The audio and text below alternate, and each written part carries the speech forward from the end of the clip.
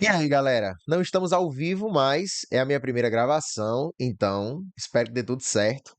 Eu tive a ideia de analisar algumas redações das quais eu gostei muito. Alguns alunos e algumas alunas me enviaram redações após os espelhos serem divulgados pelo INEP, os espelhos do Enem 2022, e eu trago para vocês aqui a redação de Marina Moraes. Marina, que é monitora do curso, que escrevia muito bem em 2022, eu já esperava uma redação muito bem estruturada.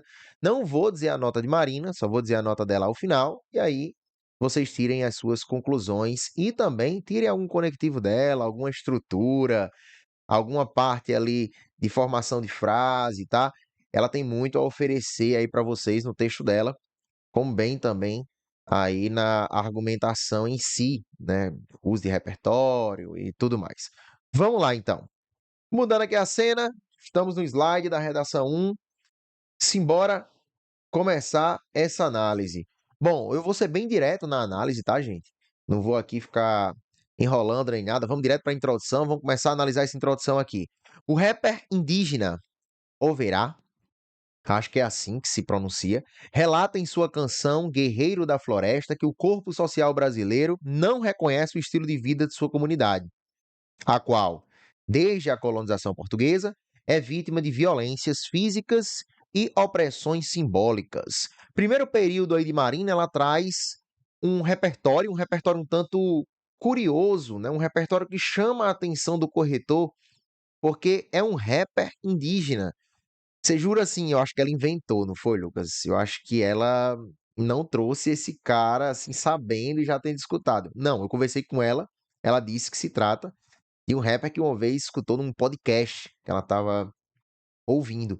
Então, isso de qualquer forma chama a atenção, né, galera? Não é uma citação qualquer, ou uma citação que muitas pessoas usaram, apesar de ser muito boa, né, como a colonização, enfim.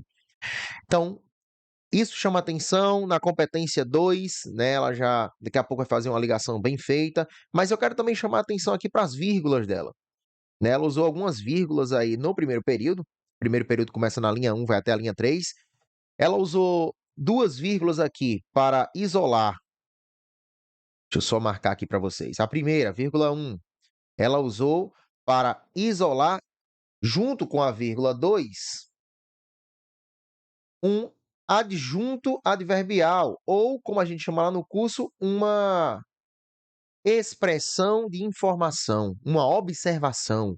Alguns alunos e alunas já chamaram de detalhamento. Então, vocês têm que deixar esse detalhamento entre vírgulas, tá? O que é esse rapper indígena faz? Onde ele faz? Ah, é na canção? Ah, tá. Né? Vamos seguir aí. Que o corpo social brasileiro não reconhece, ele relata que o corpo social brasileiro não reconhece o estilo de vida da sua comunidade. E aí ela traz outro detalhamento. Que comunidade é essa, né? A qual, desde a colonização portuguesa, é vítima de violências. Ah, tá. Violências simbólicas, né? Ou seja, opressões simbólicas e violências físicas. Então eu sei qual é agora essa comunidade. É uma comunidade marcada pela violência. E dentro dessa observação, né? Veja que começa uma observação aqui sobre que comunidade é essa, e ela coloca uma outra observação dentro da observação, também marcada por vírgulas. Ó, ela poderia dizer muito bem a qual é vítima de violências. Eu já saberia qual seria a comunidade dela. Mas não. Ela colocou uma observação dentro da observação e diz a qual, desde a colonização portuguesa, eu vou colocar ainda mais essa informação, e por isso que ela vem também entre vírgulas, ela é vítima de violências físicas e opressões simbólicas. Tá bom? Então, todas as vírgulas aí mostrando um conhecimento gramatical avançado, mostrando um conhecimento de vírgula, que é uma ferramenta da gramática que nem todo mundo sabe usar com perfeição. De semelhante modo, olha o conectivo. De semelhante modo, todos os povos tradicionais do país têm suas culturas e conhecimentos negados, sendo impedidos de viver plenamente a cidadania. Então, aqui ela trouxe a questão da temática. Deixa eu ver se eu troco a cor aqui para vocês identificarem que aqui os povos tradicionais do país é a palavra-chave da temática. Então, a gente tem aqui a palavra-chave, né? E é a hora de aparecer a palavra-chave, porque é o segundo período, né? Alguns professores chamam de tese, alguns professores chamam de apresentação de problema, enfim, apresentação de temática. Basicamente falando, esse é o segundo período que vocês devem escrever. E ela já usou aqui, vou mudar a cor também para o verdinho, que significa a nossa C4, um conectivo de semelhante modo que faz essa conexão aí com o rap indígena, né? De semelhante modo, ou seja, a comunidade que eu falei agora há pouco, que estava sofrendo violências físicas e opressões simbólicas, né? Ela vai entrar de novo no segundo período com a comparação. De semelhante modo, os povos tradicionais do país têm suas culturas e conhecimentos negados, sendo impedidos de viver plenamente a cidadania. Então, aqui eu tenho um desdobramento, né, sendo impedidos de viver a cidadania esperada por eles. Cidadania essa que ela vai falar durante o texto também. Ela usa com base nesse viés, outro conectivo, é essencial compreender os alicerces que sustentam o referido imbróglio. Colocou os dois pontos para dizer quais são: o capitalismo vigente e o legado histórico. O capitalismo vigente se trata do nosso argumento um, enquanto que o legado histórico se trata do nosso argumento 2. Como vocês bem sabem, o capitalismo vigente, por ser o argumento um, vai ser trabalhado no desenvolvimento um. Daqui a pouco ela vai falar do capitalismo. Enquanto que o legado histórico vai ser trabalhado no desenvolvimento 2. Vamos ver se Marina faz isso. Eu sei que ela faz, né? Mas vamos ver como ela fez. Aí é que está o X da questão. Vamos passar. Vale ressaltar de início que a construção das sociedades atuais, a partir dos princípios capitalistas, olha só, ela acabou de citar o capitalismo vigente como o argumento um. Agora, ela começa a trabalhar os princípios capitalistas como o argumento central, né, também chamado de tópico frasal, é o tópico sobre o qual ela vai trabalhar. Tópico frasal, vou até afastar aqui, né, porque eu imagino que como eu estou com a câmera ligada aqui, vocês não estão vendo o tópico frasal que eu estou anotando. Mas tudo isso é início, gente. Nunca gravei na minha vida. Mas, enfim. Aqui é também chamado tópico frasal. Esse é o assunto que ela vai trabalhar no parágrafo. Vamos ver como é que ela trabalha. É fator sine qua non. É uma expressão que ela usou muito no ano passado, né? Sine qua non é assim, é fator fundamental, né, para a desvalorização dos povos tradicionais, que nutrem extremo vínculo com a natureza. Então, olha, esse é o tópico frasal, né? Olha como ela construiu essa frase. Essa expressão é uma expressão bem bacana, né? O sine qua non é uma expressão de outra língua, né? Uma expressão antiga, salvo engano é do latim essa expressão, e significa fundamental, é um fator fundamental para a desvalorização dos povos tradicionais que nutrem extremo vínculo com a natureza. Isso ocorre porque, segundo a socióloga Sabrina Fernandes, é um argumento não, um repertório que a gente já trabalha esse ano também, 2023, né? Um repertório para a natureza, para o meio ambiente. Então, segundo a socióloga Sabrina Fernandes, é impossível associar os anseios lucrativos. Travessão, lá vem uma observação. Travessão marca detalhamentos, informações. Travessão marca detalhamentos, né, observações que ficam ou isoladas por vírgula, por parêntese ou por eles, os travessões. Alcançados mediante a exploração ambiental e servil do sistema socioeconômico moderno com a preservação ecológica. Que sistema socioeconômico moderno é esse? Quando a gente para analisar, esse sistema socioeconômico moderno nada mais é do que o próprio capitalismo. Então veja aqui, ela está ligando, né, os pontos lá do início com o meio do parágrafo, ou seja, é o tópico frasal. Muitos não fazem isso, né? Eu começo a falar da negligência estatal, depois eu estou falando de educação. Gente, negligência estatal é o tópico? É. Então tenho que me manter falando de negligência estatal, tá bom? Então ela traz ali o capitalismo com outras palavras, né, como sinônimo, e segue com a preservação ecológica. E veja que, ao falar da preservação ecológica, ela marca o pensamento da Sabrina Fernandes. Sabrina Fernandes, vou pegar o amarelinho aqui, né? Se eu souber onde é que tá, tá aqui, tá aqui, tá aqui. A parte da preservação ecológica é uma fala da Sabrina, né? Ela se preocupa com esse anseio pelo lucro, mas que deixa em segundo plano a preservação ecológica. Vamos lá ver o que foi que Marina falou desses dois pontos: a questão da preservação ecológica, a questão do capitalismo e como é que ela vai unir esses dois com a questão dos povos tradicionais, que está ali na linha 7, né? Os povos tradicionais está sendo falado aqui, isso aqui é o tema, povos tradicionais, né? Vamos ver como é que ela vai fazer essa união daí para baixo, que é a parte mais difícil, né? À medida que a gente vai fazendo o desenvolvimento, ele vai se tornando mais difícil. Consequentemente, a própria terra e os indivíduos que vivem em reciprocidade com ela, a exemplo dos pescadores artesanais, eu vou parar aqui para dizer o seguinte: é muito importante para o 960 que vocês citem exemplos. Vou repetir, é muito importante para o 960 que vocês citem exemplos. Gente, ela está falando aqui dos indivíduos que vivem em reciprocidade com ela. Ela quem? Ela, a natureza. Já faz ali um link, né, com a preservação ecológica, né, e cita quem é que vive em reciprocidade. Esse exemplo aqui é muito importante para a competência 3, que é a competência que analisa a sua argumentatividade. Ela diz: pescadores artesanais e dos catingueiros são secundarizados pela lógica nociva do capital. Veja que ela retoma o capital, já relacionando com a temática em si, né? Por quê? Ela relaciona? Porque ela diz que pescadores artesanais e catingueiros, gente, isso aqui, pescadores artesanais e catingueiros, nada mais é do que o tema, a temática. Envolve povos tradicionais que eu já tinha marcado lá em cima como tema. E ela está dizendo que essas pessoas são secundarizadas pela lógica nociva do capital. E o capital é o quê?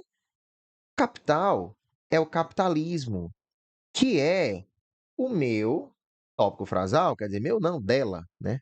É o tópico frasal dela, tá aqui, ó, capitalismo.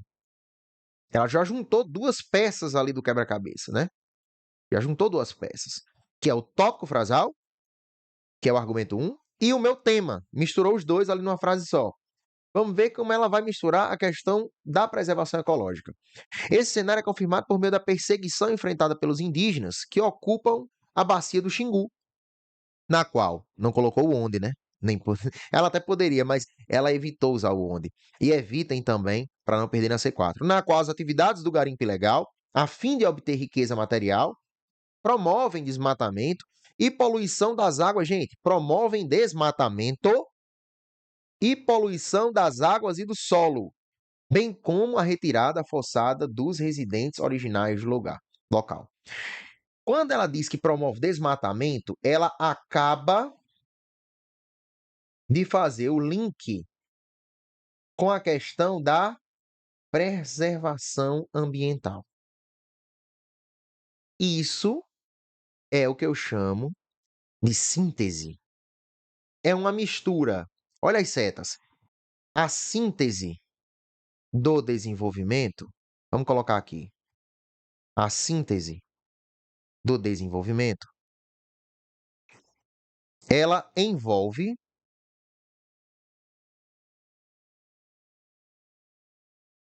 três coisas.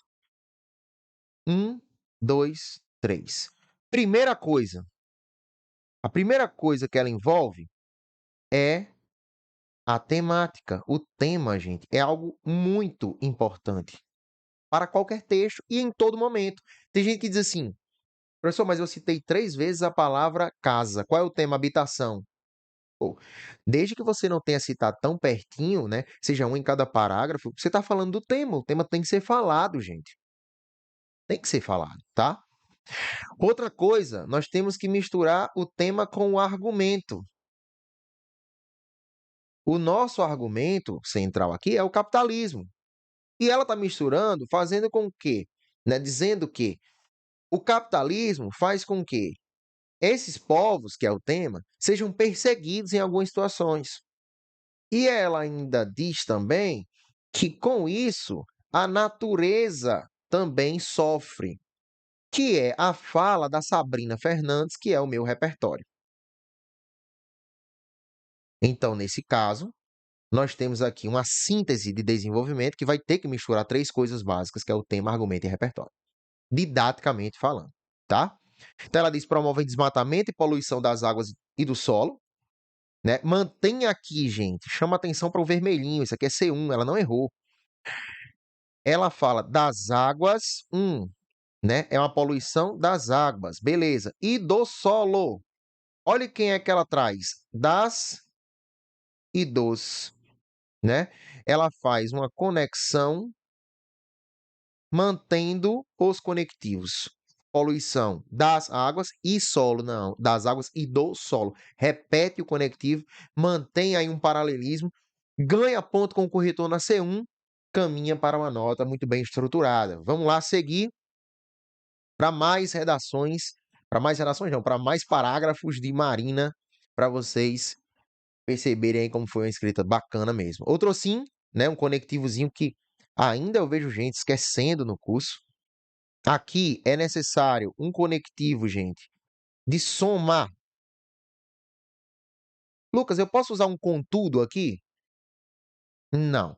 Porque contudo você está contradizendo. E geralmente os dois argumentos, eles se somam. Eles não se contradizem. Então, gente, nós temos conectivos aqui que podemos utilizar, como o ademais, é um conectivo que a gente pode usar. O outro sim, o além disso, que eu gosto muito, entre outros, né, que vocês podem aí trazer como o ainda também, mas eu gosto desses três. Eu acho que esses três são bem visíveis para qualquer corretor, tá? E bem conhecidos.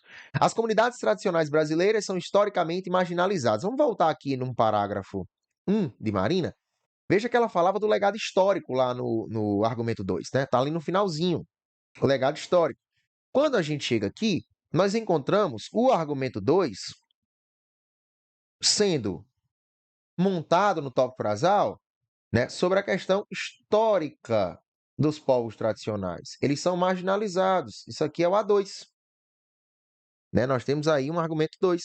Isso acontece, ela vai explicar agora, devido ao caráter excludente das narrativas históricas nacionais, as quais, né, retomando aí numa coesão bem feita as narrativas históricas nacionais, aí veja a vírgula, vírgula, é uma observação, por serem pautadas em ações e na imagem daqueles que integram a classe dominante, né, travessão normalmente relacionada ao espectro branco rico, apagam muitas vezes a participação social dos oprimidos nos eventos de construção do país. Vamos retomar aí primeiro o pensamento que ela quis deixar evidente nesse parágrafo, né? Isso acontece, isso o quê? Ela faz uma retomada. Isso, ela está se referindo à questão da marginalização desses povos. Devido ao caráter excludente, ou seja, a marginalização acontece devido a um caráter excludente das narrativas históricas nacionais. Essas narrativas, como elas são contadas, hein? Como elas são repassadas? As quais, por serem pautadas em ações e na imagem daqueles que integram a classe dominante, ou seja, essas histórias, essas narrativas, essas versões são pautadas em ações de pessoas que são da burguesia, da classe dominante, que desde de 1500, né? Normalmente relacionada ao espectro branco rico, quem é? É a classe dominante. Veja que ela coloca aqui uma observação, né? Ela começa uma OBS, uma observação, sobre quem é a classe dominante do Brasil. Normalmente relacionada ao espectro branco rico. Essa é a classe dominante. E depois do travessão, ela coloca uma vírgula. Mas, Lucas, pode colocar uma vírgula depois do travessão? Gente, é o seguinte. Ela tinha aberto uma vírgula aqui, ó. Tinha aberto uma vírgula aqui. Ela tinha começado uma observação aqui, né?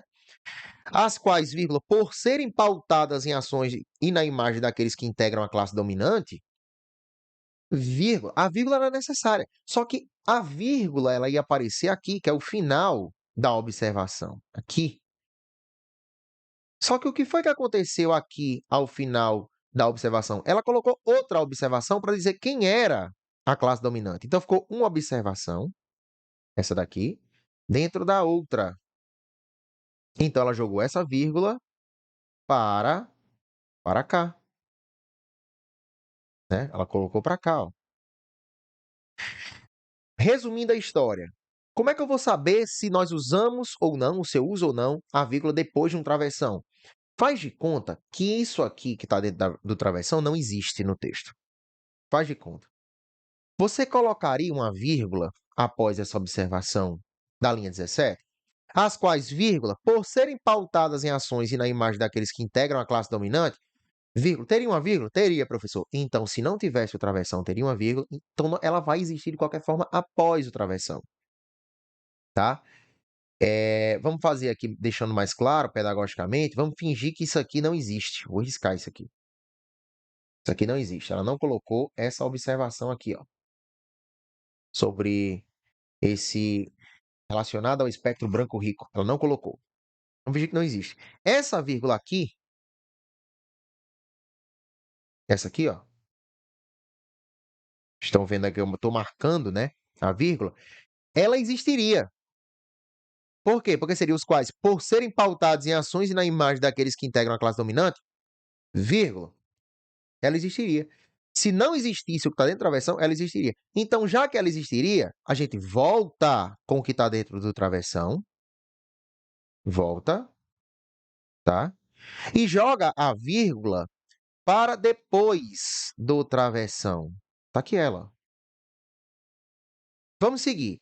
Integram a classe dominante, normalmente relacionada ao espectro branco, rico, vírgula, apagam muitas vezes a participação social dos oprimidos nos eventos de construção do país. Então, aqui, né, nós temos uma gramática muito complexa, um jogo de informações muito bom, mas vamos lembrar quem é o argumento do parágrafo. O argumento do parágrafo é a história e a marginalização desses povos tradicionais, que é o tema. Essa história ocupa. Por isso ela está citando muita história, né? Claro, lembra da síntese? É o argumento, o tema e o repertório. Esses três, eles são citados muitas vezes durante o parágrafo, tá? A história oficial que ocupa as salas de aula contribui de acordo com a filósofa nigeriana Chimamanda Ngozi para a falta de conhecimento popular acerca da realidade dos povos tradicionais. Olha o Chimamanda. Chimamanda entrou aqui como repertório e ela fala que essa história oficial que ocupa as salas de aula contribui, né, para quê? Para a falta de conhecimento popular. Então, Chimamanda fala da falta de conhecimento popular. Deixa eu pegar aqui outra cor para marcar aqui C3, roxinho. Chimamanda fala da falta de conhecimento popular, isso aqui é o repertório, em razão dessas histórias que ocupam a sala de aula, e que são histórias contadas sob a visão do homem rico, da classe dominante, tá? É isso que ela fala. Vamos seguir aí. Uma vez que propaga falsas verdades e estereótipos, ou seja, essa história oficial gera falta de conhecimento, segundo Chimamanda, porque ela propaga falsas verdades e estereótipos. Isso aqui também é um repertório. Vamos ver como é que Marina retoma isso aqui durante a sua síntese final, né? Nesse contexto, cite-se o hino de 2019 da Escola de Samba Mangueira, que discute sobre a falta de representatividade de quilombolas nos retratos e nos livros brasileiros. Veja só, ela tinha falado da história oficial que ocupa a sala de aula, né? Chimamanda fala sobre isso. E ela traz o hino da Mangueira, que é um repertório de reforço, né? O segundo repertório que aparece, mas para reforçar o primeiro, dizendo que os livros e retratos trazem uma falta de representatividade. Gente, e é isso que aparece nas salas de aula, tá? Veja que ela já retomou ali o repertório dela. O que reverbera, vamos lá na linha 23. Aí ela errou aqui, né? Tem um errozinho de C1, meu brilho sumindo. Tem um errozinho de C1, porque esse verbo é verbo transitivo direto, tá? Ele não pede o em, não pede o na, ele pede só o a. A desinformação pública parou. Desinformação lembra também o repertório de Chimamanda, que falava da falta de representatividade, né? Falta de conhecimento relacionada à cultura desses povos. Opa! Quem são esses povos? Esses povos são os tradicionais. E quem são os povos tradicionais aqui na minha redação? O tema. Veja que ela trouxe o tema, né? Então ela trouxe o tema, ela retomou o repertório e o argumento dela fala das histórias falsas. E ela começa falando dessa história falsa no sentido de que o livro brasileiro, né, o livro da escola reverbera desinformações. Então isso aqui, gente, ó, né, contada por essas histórias, isso aqui lembra o argumento. Lembra o argumento, tá bom? Então, ela fez de novo uma síntese que traz ali a união de tema, argumento e repertório. Beleza? Vamos passar para o nosso último parágrafo. Portanto, cabe ao MEC, o último parágrafo, como sempre, muito engessadinho, né? Muito. Vou pegar o azulzinho aqui que eu uso para ser 5. O último parágrafo, bem na forma, bem na estrutura que a gente estuda, é o MEC, ou seja, o Ministério da Educação. Veja que ela nem disse o Ministério da Educação, né? E nem perdeu pontos por causa disso, eh, na C3, enfim, né? Portanto, o MEC, aí Ministério da Educação, é o agente, órgão federal responsável pela educação nacional. Isso aqui é o meu detalhe, né? O meu detalhe, então, tem aqui, tem um agente, tem um detalhe, fornecer um ensino escolar crítico e de qualidade. Aqui eu tenho a minha ação. O MEC vai fornecer esse ensino escolar crítico e de qualidade com o objetivo de auxiliar na formação dos cidadãos. Eu tenho aqui a minha finalidade, que alguns chamam meu efeito, né? Deixa eu ver aqui onde é que tá. Tá aqui, tá aqui, tá aqui. Meu efeito, minha finalidade. Tá faltando um, né, gente? Efeito e finalidade é a mesma coisa. E é o meio que está faltando, mas ela vai dizer, vamos ter calma, para questionar o meio social que os cerca, inclusive os paradigmas capitalistas existentes. Beleza, né? Veja que ela traz ali uma gramática muito bem feita, porque esse os se refere aos cidadãos, né, da linha 27, e os cerca, o verbo cerca é essa questão do, do meio social, né, que está no singular. Enfim, vamos seguir aqui. Tal ação deve ser mediada pela criação, quando ela diz deve ser mediada, isso aqui é o meio, pela criação de uma disciplina que englobe sociologia e povos tradicionais e pelo investimento em campanhas comunitárias que conscientizem a população sobre o valor desses indivíduos. E aqui eu chamo a atenção para o tamanho do meio que Marina traz, né? Ela traz da linha 27 à linha 29. Quando muitos de vocês, às vezes, né, muitas de vocês, costumam fazer o seguinte, né, por meio de investimentos. Gente, é muito pouco. É sempre bom detalhar cada um dos elementos para a gente ganhar ponto na C3, tá bom? Por fim, ela traz ali outro detalhe, né? Dessa forma, espera-se que os dilemas narrados por Overá, lembra de Overá? Overá foi quem começou a nossa redação, a redação dela, no caso, né? E ela faz essa volta. Possam ser superados e o legado histórico excludente, repensado, a toca de novo no tema, né? Faz uma redação extremamente bem feita. Deixa eu achar aqui a canetinha para a gente finalizar aqui. Né? Aqui ela ainda traz um detalhe, vou deixar aqui marcado para vocês.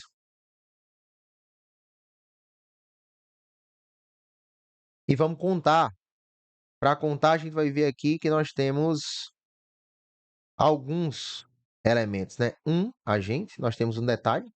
Dois, nós temos uma ação. Três, nós temos o efeito, finalidade. Quatro, nós temos o meio. Cinco, basta cinco. Ela trouxe uma intervenção, fez uma redação maravilhosa. E aí eu pergunto para vocês, que nota Marina conseguiu? Né? Só teve um erro, claro, que foi o erro do Reverbera, lá na linha 23, né? E o Enem exige que o aluno erre 3 vezes para poder tirar algum ponto na C1. Mas a nota de Marina, sabe-se lá o porquê, foi 960 em termos de C1. Não vi nem motivo para tirar. É aquela coisa, nós não temos o controle sobre a correção de ninguém, mas por ela escrever tão bem, seria dificílimo ela tirar menos que 960. E nós ficamos por aqui, gente, com a nossa primeira aula. Eu agradeço a vocês que assistiram até o final. Espero que tenha sido aí uma redação que some na redação de cada um e cada uma que está assistindo. E até a próxima. Fui!